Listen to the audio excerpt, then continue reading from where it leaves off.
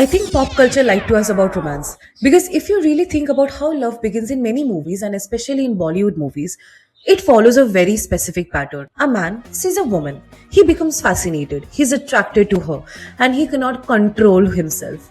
So he starts showing up everywhere she goes. He calls her, he follows her, he tries to persuade her in whatever ways possible. She says no, sometimes once, sometimes many times.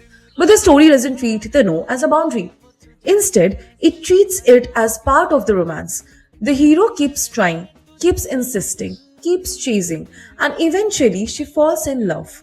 And because we grew up watching this storyline again and again, it slowly became familiar, almost charming and almost very poetic.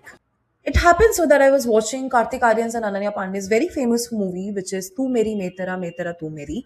And just like the title itself, I didn't understand why a guy who is so mature, who is so, vulnerable, who is so understanding, goes after a woman who just shows disinterest from the very first moment they met.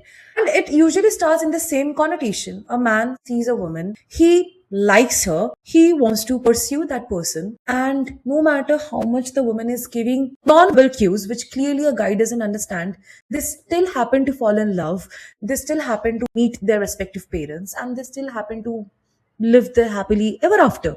But imagine the same situation outside a movie. If someone repeatedly ignores your no, keeps appearing in your life even after you have made your disinterest very much clear, would we describe that as romance? Or would we describe it as someone refusing to respect a boundary? And this is where it becomes interesting because pop culture didn't just entertain us, it quietly shaped how we understand love. It taught us that persistence proves devotion, that intensity means passion, that a woman saying no might just mean try harder. And sometimes I wonder, did movies simply tell stories about love? Or did they slowly teach us that love is supposed to look like pursuit rather than mutual choice or sometimes even consent?